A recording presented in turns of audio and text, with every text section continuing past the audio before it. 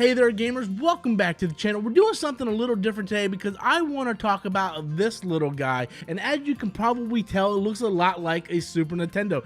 This is the Supa RETRON HD, and as you can probably also tell by looking at it, it plays Super Nintendo cartridges. So I've been on this retro gaming kick for the past couple days, and I've been wanting to play some of my old SNES cartridges. Now I'm fully aware that I can just emulate these games on the Steam Deck, or I can use a RetroPie, which I own, or even the SNES Classic, and yes, even the Nintendo Switch online service. So there are several different ways to play these Super Nintendo games, but there's something nostalgia and something comforting about being able to put my own cartridges into a console and playing it just like that. So I went out and picked up the Supa RETRON HD. This thing retailed, I believe, for like $74 on Amazon.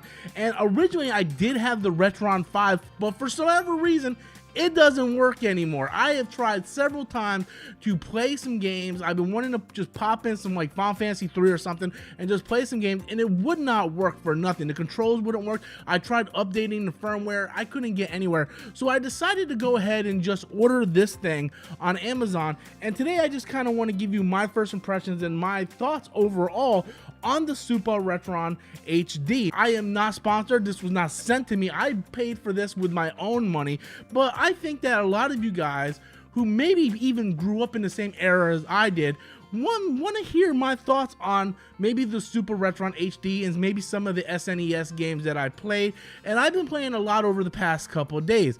Now, the one thing I do like about the Supa RETRON HD is it does have an HDMI port in the back. It only puts out 720p, but really that's perfectly fine with me. I mean, you can go ahead and get something that puts out in 1080, but you're gonna pay a lot more. This is a more budget console for gaming, and to be honest with you, that's perfectly fine for what I am going to be doing with it, because I'm just going to be playing this thing casually. I've been playing a bunch of games, including some Super Famicom games, as well as a reproduction card of Super Metroid. And let's just go over some of the features that this thing has and how well these games play. It comes with two controllers, an HDMI cable, and a USB and power brick, so you can power on the console. The controllers for this thing is really good. Usually when you get these type of clone consoles, the stock controllers aren't really that good. It's almost like a second thought, to be honest with you.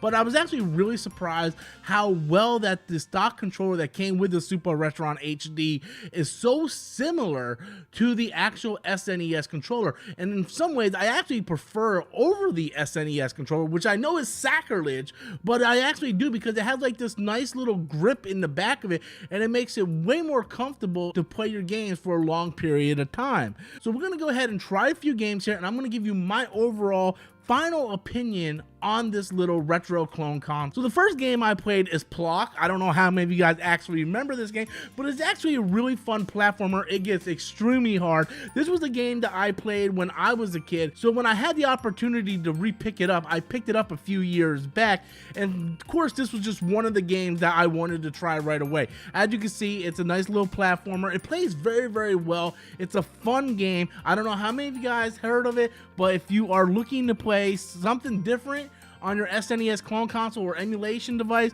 I definitely, recommend checking out Plaque. So the next game I wanted to test on here was Super Metroid, because a few years ago, I got a Super Metroid reproduction cart. Because these games are so expensive, I wanted to be able to play Super Metroid on like a cartridge base, sort of like a native console. So I went ahead and got a reproduction card for like 20 bucks. As you can see, the Supa RETRON plays the reproduction card absolutely fine, and there's no problem with it. It plays just like the original game, and Super Metroid is just one of those games that is just a fantastic experience. If you are not played Super Metroid, like, there's so many different ways to play this game now. You can play it on the Nintendo Switch, you can play it on the SNES Classic, you can even play it, whether it be emulation of ROM, RetroPie.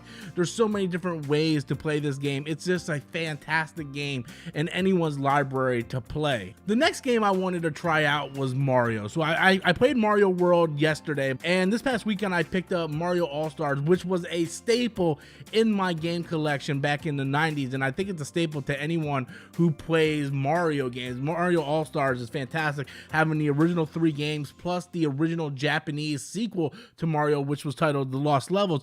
So I was just playing this game. I wanted to see how well it ran on this clone console, and it just runs fantastic.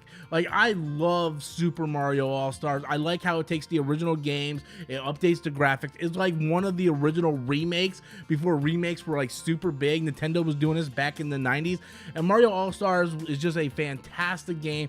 Runs great on the console, no complaints with that one. The next game I tried was Spawn. This was a game that I picked up a couple days ago at a retro gaming store in my neighborhood, and I never played it as a kid, but for some reason I just kind of been like in a superhero gaming mood, and I never played Spawn other than the one that was on the PlayStation, which wasn't really good. So this game was on sale for like 10 bucks, so I picked it up at my local retro store, and this game, much like the PlayStation 1, isn't very good, but it plays very well on the SNES clone console here, the Supa RETRON. The next game up on the list is Mighty Morphin Power Rangers. This was a game I played heavily as a kid.